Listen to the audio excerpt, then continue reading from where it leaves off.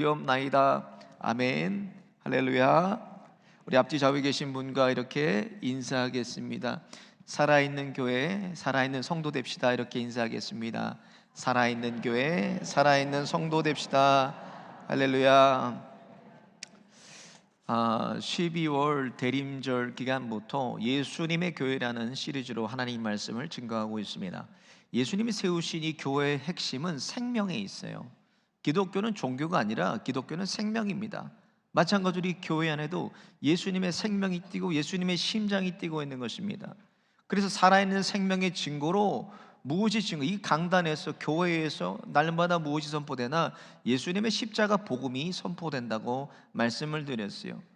십자가 복음이 날마다 복음 중심에서 선포가 되고, 복음만 전해도 여러분 교회는 망하지 않아요. 그래서 예수님께서 음부의 권세가 이기지 못하리라 하셨어요. 왜 그런가? 교회에는 예수님의 생명이 있기 때문이고, 예수님의 생명인 복음을 전하고 나누고 살아내는 곳이 교회이기 때문에 그렇습니다. 그래서 교회를 선택할 때 가장 중요한 게 가까운 교회, 패실리티가 잘 돼 있고 시설이 좋은 교회, 교육부가 잘 돼 있는 교회, 그런 교회를 찾을 것이 아니라 내 영혼을 살릴 수 있는 교회를 찾아가야 됩니다. 내 영혼을 살리고 내 영혼의 심장을 뛰게 해줄 수 있는 교회를 가야 그 교회가 좋은 교회인 곳입니다. 그런 교회, 실로암 교회가 되기를 예수님의 이름으로 축원드립니다. 지난 시간 교회는 임마누엘의 공동체라고 말씀드렸습니다. 예수님께서 이 땅에 오셔서 임마누엘로 우리와 함께 하시는데, 마찬가지로 교회 가운데도 예수님께서 임마누엘로 함께 하신다 그랬어요. 그리고 다른 말로 임마누엘을 뭐라 그러나 예수님께서 이곳에 임재하신다 그랬어요. 그래서 예배 중에 이곳에 우리가 무엇을 느껴야 되나? 하나님이 여기 계시는구나. 찬양을 할 때도, 기도를 할 때도, 우리가 말씀을 들을 때도 뭐를 느껴야 됩니까? 하나님의 임재를 느껴야 됩니다. 왜? 이곳에 하나님이 계시기 때문에 그렇습니다. 이곳에 주님이 계시는구나. 그래서 교회는 임마누엘의 공동체요, 임재의 공동체입니다. 이 임재를 내가 느끼고 경험하고 누리고 사니까 1시간이 돼도 2시간이 돼도 멀리서 교회를 찾아오게 되는 거예요. 왜? 하나님이 여기 계심을 날마다 내가 예배 속에서 경험하기 때문에 올 수가 있는 것입니다.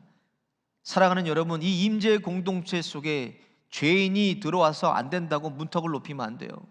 또 이곳에 죄인이 들어왔다고 나가라고 하면 안 돼요, 여러분. 왜 그런가? 저와 여러분 같은 죄인 중에 괴수들이 교회에 들어와서 이 교회를 통해서 회개하고 거듭나고 변화되고 하나님의 사람으로 세워져 가는 공동체가 교회이기 때문에 그렇습니다. 그런 놀라운 거듭남과 이런 급진적인 변화의 기적이 교회를 통해서 일어나게 되는 거예요.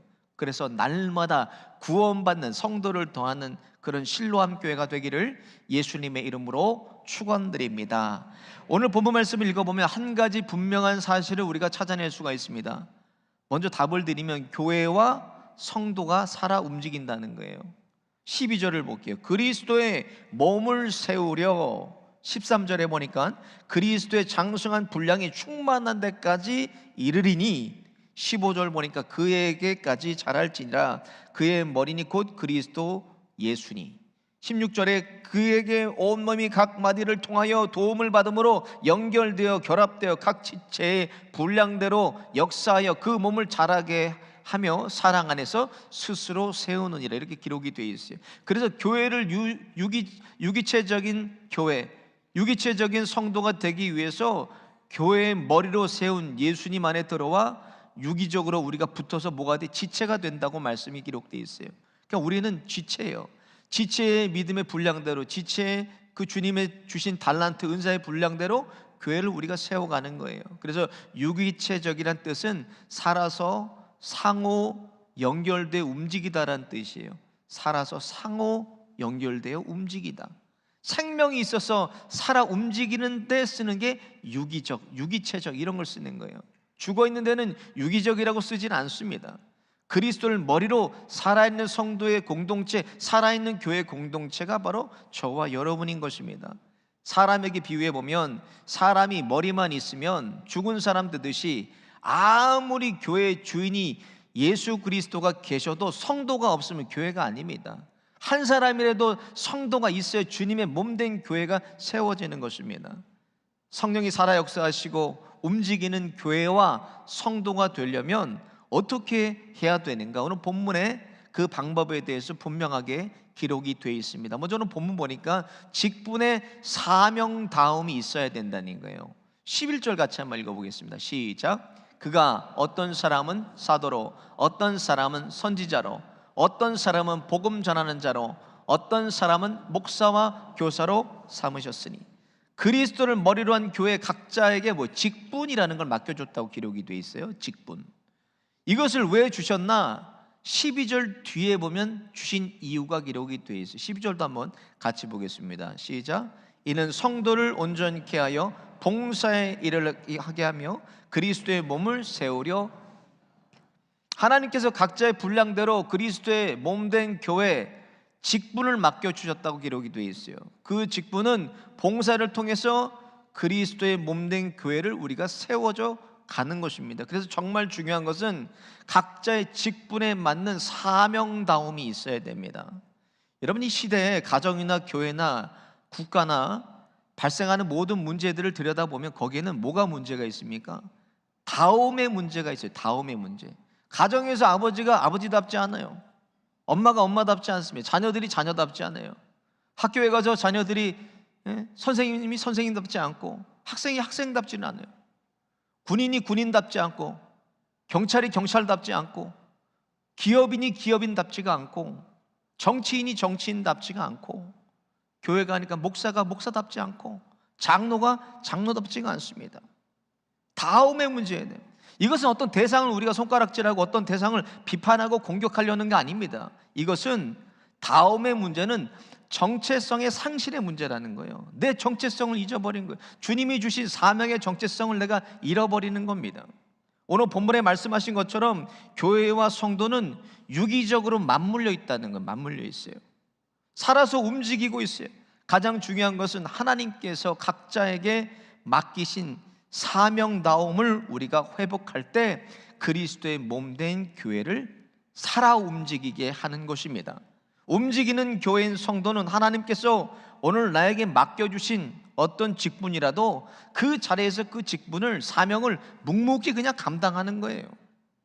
그럴 때 성도가 되고 교회가 되는 것입니다. 그래서 제가 내년부터 모든 성도님들께 주님의 몸된 교회를 위해서 한 가지를 제안하려고 해요. 뭐를 제안하나? 바로 1인 1사역이에요. 1인 1사역. 맡겨주신 직분뿐만 아니라 12절 말씀처럼 봉사의 일을 하게 하며라고 기록이 되어 있어요. 봉사의 일을 하게. 주님의 교회를 섬기는데 큰 일이 어디 있고 작은 일이 어디 있습니까? 그냥 지나가다가 교회에 휴지 하나 떨어져 있으면 휴지 하나 주어요. 화단에 무성한 풀이 있으면 가다가 그냥 제가 뽑습니다. 친교실에 가서도 넘치는 쓰레기 그냥 갖다가 버리는 거예요. 바닥에 누가 커피 흘려놓고 갔어. 그럼 가서 내가 닦으면 돼요. 이것이 주를 위한 봉사고 주를 위한 섬김인 거예요. 왜? 주님의 몸된 교회에 있기 때문에 그렇습니다. 여러분, 이게 봉사고 이게 섬김입니다.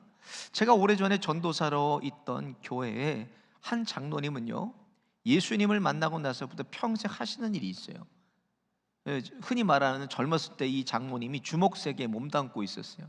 근데 예수님을 잘 믿는 아내를 만나서 예수 믿고 변화되니까 너무 죄송한 거예요. 나 같은 죄인, 영주고도 아까울 이 죄인을 하나님께서 구원해 주신 게 너무 감사해서 그때부터 교회에 제일 지저분한 곳이 어딘가 생각했대요. 그곳이 바로 화장실이에요. 화장실.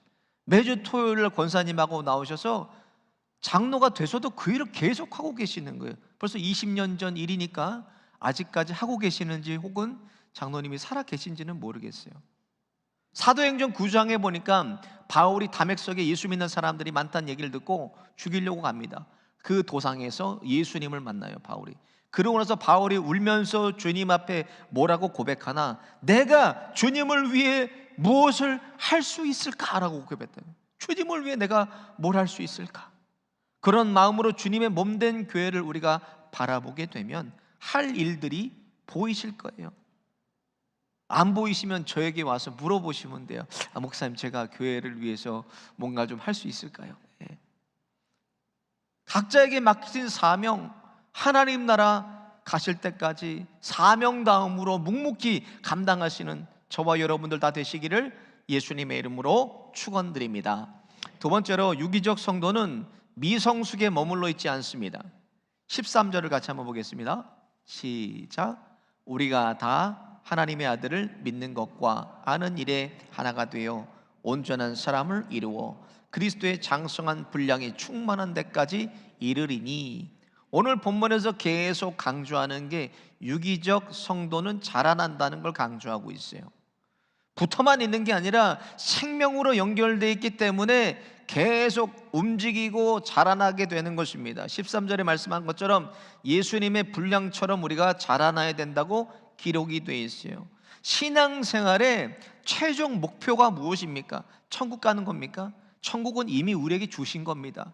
신앙생활의 최종 목표는 예수를 닮아가는 거예요. 예수를 추구하고 예수를 바라보고 예수를 쫓아가고 예수님의 인격과 삶을 내가 살아내는 게 신앙생활의 최고의 목적입니다. 여러분, 구원은 이미 우리에게 주신 거예요. 한 번 구원은 영원한 구원입니다. 이건 변화되지 않아요. 주님을 바라보고 주님화 되어져 가는 이 최고의 목적이 있다는 거예요. 그걸 우리가 신학적으로 뭐라 그래요? 성화라고 합니다. 주님화 되어져 가는 거예요. 예수를 믿어도 30년 됐는데 40년 됐는데 평생을 믿었는데 아무런 변화가 없어요. 저 사람 나랑 같이 교회 들어왔는데 저렇게 교회 열심이고 저렇게 예배 열심이고 저렇게 주님의 교회를 사랑하는데 왜 나는 신앙이 자라나지 않을까? 이런 것을 엄중하게 우리가 고민해 봐야 되는 거예요. 여러분, 반면에 비슷한 때 왔잖아요. 그런데 저 사람들은 계속 저렇게 성장하고 성숙해가고 인격적으로 삶도 예수를 닮아가요. 근데 이 미성숙을 벗어나는 방법에 대해서 12절에 기록이 되어 있어요. 어떻게 해야 되나? 12절 같이 보겠습니다. 시작. 이는 성도를 온전하게 하여 봉사의 일을 하게 하며 그리스도의 몸을 세우려 하심이라 그랬어요. 봉사의 일이라 그래요. 봉사의 일. 다른 말로 이 모양 저 모양으로 주님의 몸된 교회를 내가 섬기는 거예요. 성도의 섬김을 통해서 교회가 이렇게 든든하게 세워져 가고 나도 거룩하게 주님을 닮아가게 되는 것입니다. 성숙은 다른 게 아니에요. 여러분, 성숙은 내 생각과 말과 내 삶과 내 인격이 예수님을 닮아가는 게 성숙입니다. 다른 사람이 앉을 수 있도록 내가 좀 자리 좀 양보하면 되잖아요. 꼭 내 자리만 지켜야 되겠어요?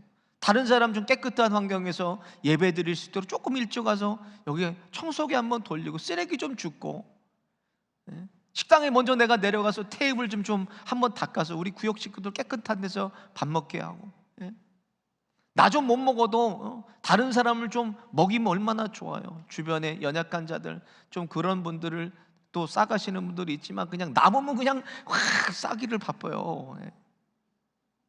좀 내가 덜 먹고 다른 사람 좀 먹이고 내가 양보해서 좀 희생해서 다른 사람이 좀 편하면 좋잖아요. 그러지 않으세요, 여러분? 여러분, 그게 성숙이에요. 내가 희생하고 내가 좀 애써서 다른 사람 편안하게 해주고. 성도는 섬김을 통해서 내가 하나님의 자녀임을 깨닫는 거예요. 내가 하나님 자녀구나. 그리스도의 몸된 교회에 붙어있는 지체임을 우리가 확인하고 사는 거예요. 저를 따라해 보겠습니다. 섬김은 살아있는 증거다. 사랑하는 여러분, 교회를 섬길 때 내가 봉사할 때 충만한 게 뭐예요? 기쁨이 충만합니다. 기쁨, 감사가 충만해요. 하나님, 나 같은 사람도, 나 같은 죄인 중에 괴수도 주님의 교회를 위해서 뭔가 이렇게 할 수 있다는 거 얼마나 감사하고 이게 얼마나 큰 은혜입니까? 저는 실로암 교회를 생각하면 가슴이 뛰어요. 그리고 한 사람 한 사람 성도들 기도하고 얼굴을 기억할 때 늘 기쁨이 충만합니다. 하나님이 나한테 너무 이 과분한 은혜를 주셔서 정말 저는 제가 행복한 목회자라고 생각해요. 여러분들 보세요. 교회 오셔서 봉사하시는 분들 얼굴 한번 보세요. 밖에서 차량 안내하시는 분, 들어와서 찬양대 찬양팀, 또 주방에서 봉사하시는 분들, 안내하시는 분들, 방송실에서 저렇게 애쓰시는 분들 얼굴 한번 보세요. 천사의 얼굴이 따로 없어요. 이게 정말 하나님의 나라가 여기 있는 거구나. 기쁨이 넘쳐요. 감사가 넘쳐요. 성도인 나를 유기적으로 움직이게 하고 성숙하게 만드는 원동력이 무엇입니까? 봉사라는 거예요. 봉사, 섬김입니다. 주를 위해 봉사하고 섬기는, 움직이는 성도가 되셔서 미숙을 넘어 성숙한 그리스도인들 다 되시기를 예수님의 이름으로 축원드립니다. 마지막으로 목회자 중심의 교회는 썩습니다, 여러분. 오늘 본문의 교회와 성도가 살아 움직이는 유기적 교회 성도라면 각자에게 하나님이 은사를 다 맡겨 놓으셨어요. 은사를. 11절을 보겠습니다. 시작. 그가 어떤 사람은 사도로, 어떤 사람은 선지자로, 어떤 사람은 복음 전하는 자로, 어떤 사람은 목사와 교사로 삼으셨으니. 사실 초대교회는 오늘 본문처럼 주신 본문처럼 직분이 세분화되지는 않았어요. 오늘날처럼 모든 성도가 사도였고, 모든 성도가 선지자였고, 모든 성도가 복음 전하는 자였고, 모든 성도가 목사와 교사였습니다.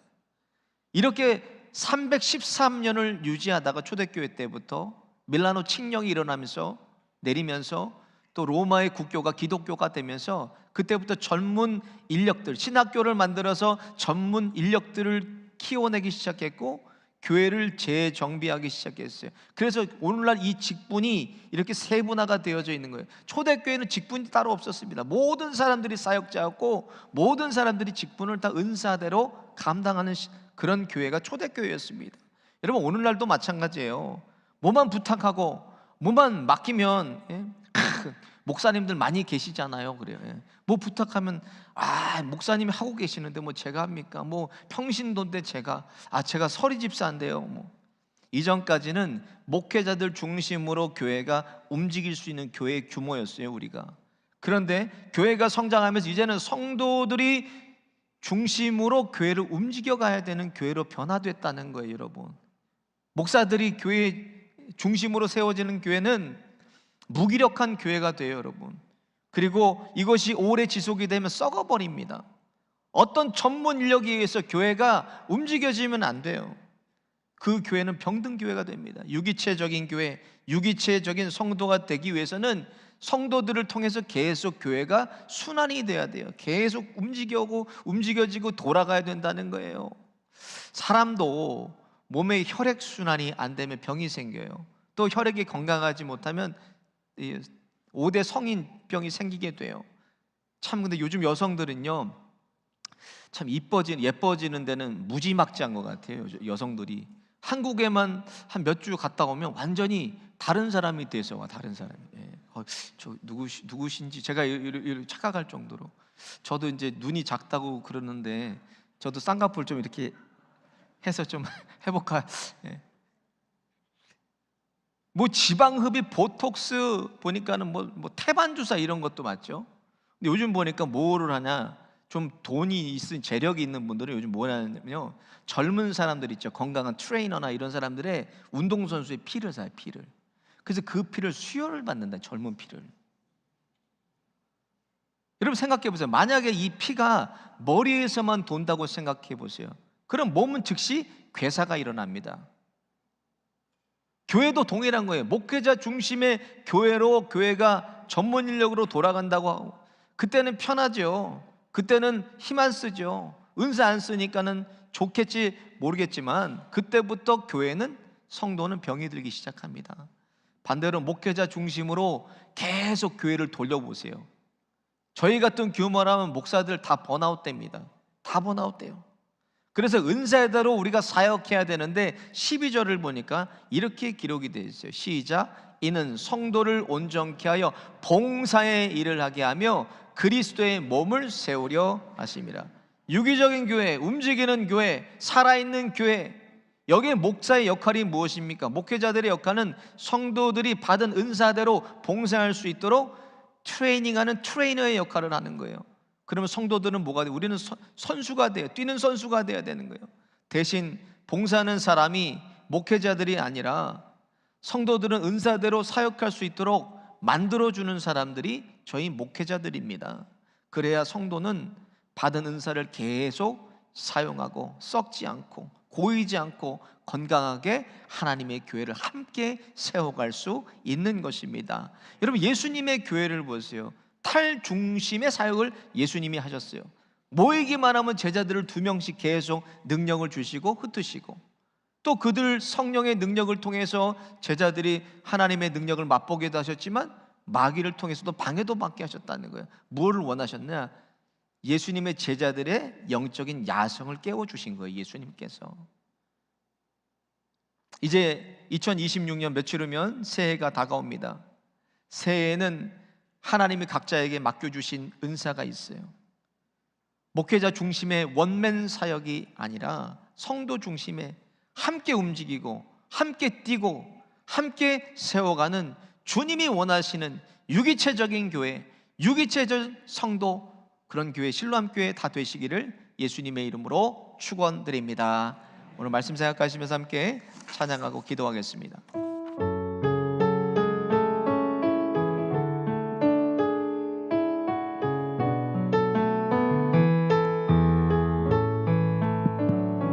주의 나라가 임할 때 하나님 임재하실 때 예배가 회복되며 기적은 일어나네.